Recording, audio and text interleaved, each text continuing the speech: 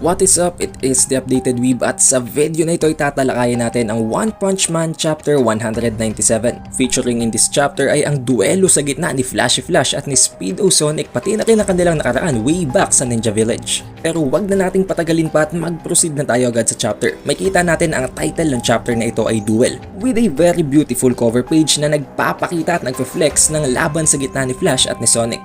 Naitanong ni Flash kay Sonic kung bakit ngayon pa naisipan ni Sonic na hamunin si Flash sa isang duelo now of all times na ngayon niyang nabuhay at nai-revive na ang Village Chief na isang napakalaking predicament para sa buong mundo dahil maging si Blast nga ay alam na isang napaka-dangerous na being ang Empty Void na yon. Sinagot naman siya ni Sonic na napakatagal na daw iniisip ni Sonic na isettle ang score sa gitna nilang dalawa, however nakalimutan niya na yon at naalala niyang ulit nang accidentally makita niya si Flash na kasama si Saitama nang hahamunin niya sana si Kalbo. Wala nang kung ano-ano pa man, agad na pumasok sa kanyang battle stance itong si Sonic at pumasok din sa kanyang battle stance itong si Flashy Flash. Kung papansinin natin, ang stance ng dalawang ito ay napaka-identical. It is as if their techniques are both the same pero magkaiba ang techniques nila. It's just that their pose and their stance are talagang pareho. Nagyabang naman si Flash habang sinasabi kay Sonic na bakit pa daw siya hahamunin ito sa isang laban ngayong alam naman niya kung ano magiging resulta. Napakadami daw pala ng nabibigay na free time sa kanya ng kanyang assassination business para makaisip pa ng mga gantong bagay. Sinagot naman siya ni Sonic na wag daw siyang masyadong mayabang dahil baka nalilimutan na daw nitong si Flash na siya ang nagturo sa kanya na humawak ng katana. Or let's say ng isang blade dahil kaya namang i-wield ng dalawang ninjas na to ang kahit na anong blade as their weapon. Then there goes a flashback sa kung ano mang nangyari sa pagkabata nitong si Flashy Flash at ni Speedo Sonic.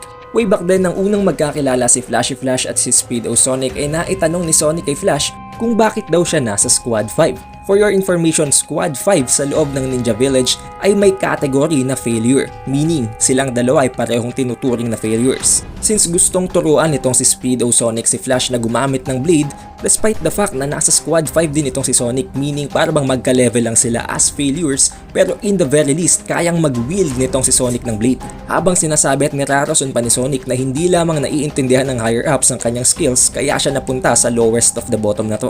Kahit na bawal ang sekretong komunikasyon sa gitna ng mga estudyante, ipinagpatuloy ng dalawang kanilang pag-uusap at ang kanilang pagde-training kahit na walang nagtuturo, na naging rason nga kung bakit naging napakamalapit nila sa isa't isa. Nabanggit dito na ang isang araw sa loob ng Ninja Village or sa loob ng napakalaking cube na yon ay nagtatagal ng 72 hours. At sa loob ng 72 hours na yon, binibigyan lamang ang mga estudyante ng 6 hours para matulog. So meaning the rest of the hours, which is 66 hours to be specific, ay kailangan na nilang i-endure sa pagte-training. Kasama na sa kanilang training ang pakikipaglaban ng wala ang kahit na anong emosyon, at ang mga tao or ang mga estudyante na hindi nagpapakita ng kahit na konting emosyon ay ang tinuturing na mga top-notchers or top performers, na maaaring naging dahilan kung bakit ang dalawang ito ay napunta sa Squad 5 as failures. However, despite being treated as bottom feeders, pinagpatuloy pa rin ng dalawa ang kanilang sekretong komunikasyon at ang kanilang sekretong training nang walang nirerelayan ng mga instructors. But going back to the fight, makita nating nagbabalik na ang scene sa present situation at nagka-clash na ang mga blades ni Sonic at ni Flash. In here also ay na-flex nila kung paano nila ni-utilize ang kanilang mga forte na ang speed. Dahil as you know, parehong si Sonic at si Flash ay nag-e-excel pagdating sa napakabilis nilang mga movement.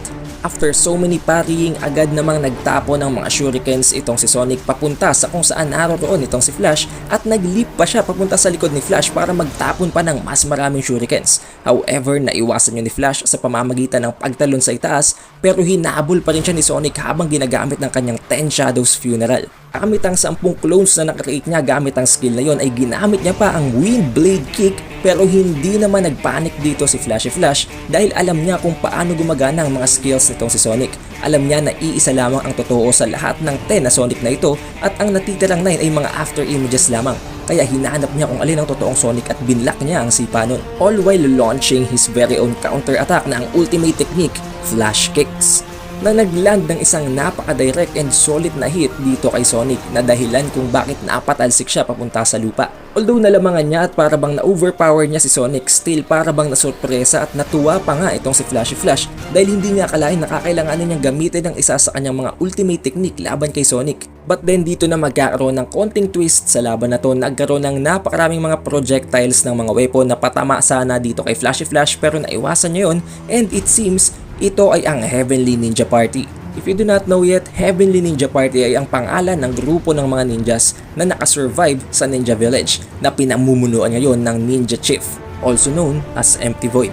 Prior to what happened before the duel, kasama pala sa Heavenly Ninja Party itong si Sonic at ginamit lamang nila itong si Sonic para i-lure out si Flashy Flash at para ma-eliminate at ma-execute na ito dahil tinitreat nga nila si Flashy Flash as a traitor sa Ninja Village. Pero nagulat na lamang sila nang ang atakihin ni Sonic ay hindi si Flashy Flash kung hindi ang isa sa mga miyembro ng Heavenly Ninja Party. Parehong nagulat si Flashy Flash at ang Heavenly Ninja Party sa nangyayari. Si Flashy Flash nagulat dahil hindi niya akalain na mabablock at makakasurvive itong si Sonic matapos siyang tamaan ng flash kicks. Hindi naman makapaniwala ang Heavenly Ninja Party na para bang nagtatraidor na rin itong si Sonic sa kanilang plano. Na in-explain naman ni Sonic habang sinasabing may nangyayaring duelo daw sa gitna nila ni Flashy Flash at nag-i-interfere daw ang mga ninjas na ito kaya hindi siya natutuwa. Sinabi din niya na ayaw din niya nang inuutusan siya ng kanyang mga seniors kaya ayaw na niyang makita lahat ng membrong ito ng Heavenly Ninja Party. Nang dahil dito napagdesisyonan ng para bang nag-a-act as a leader sa group na ito na patayin hindi lamang si Flashy Flash kung hindi maging si Sonic. Napaka-confident ng Heavenly Ninja Party dito dahil kung iisipin napakarami nga naman nila at hindi mahihina ang mga ito dahil kung iisipin natin lahat sila ay mga survivors sa bawat class, meaning hindi sila mahihina and in the very least maaring nasa class B or class A pa sila kung ikukumpara sa ranking ng heroes. With the overwhelming numbers, confidently sinabi ng leader na ito na papatayin nila ang dalawang ninjang nasa harapan nila. Si Sonic naman hindi man lamang nakaramdam ng takot at habang tumitingin siya sa mga miyembrong ito ng grupo, nakita niya ang image ni Saitama na naging dahilan kung bakit nakita niya ang mga miyembrong ito ng Heavenly Ninja Party na para bang mas maliliit pa sa grains of sand. Dahil kung ikukumpara nga naman sila kay Saitama talagang mawawalan ng kwenta ang kanilang mga titles. Habang sinasabi ni Flash kay Sonic na you must have done a lot of training para ma-endure ang kanyang flash kicks, sinagot naman siya ni Sonic na nakakasurvive lamang si Flash ngayon dahil may nag-interfere sa kanilang duelo. And for the very last page, nagkasundo na ang dalawang ito na magsanib puwersa para patayin ang Heavenly Ninja Party. That is where the chapter ends, pero kung nabibitin pa kayo at gusto nyong malaman ang susunod na mangyayari sa chapter na to, you can proceed right away sa ating webcomic chapter review. The only difference in there is that magkaiba sila ng art style at medyo parang cartoon and medyo mas pangit ang graphic nun kumpara dito sa official na manga. But story-wise, doon talaga halos nanggagaling ang pinakakwento ng official na manga na to ng One Punch Man. So if you are interested, I will attach the link ng video na yon sa ending ng video na to.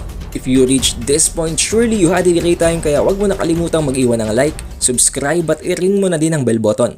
It is the Updated Weeb and I'll see you in the next one.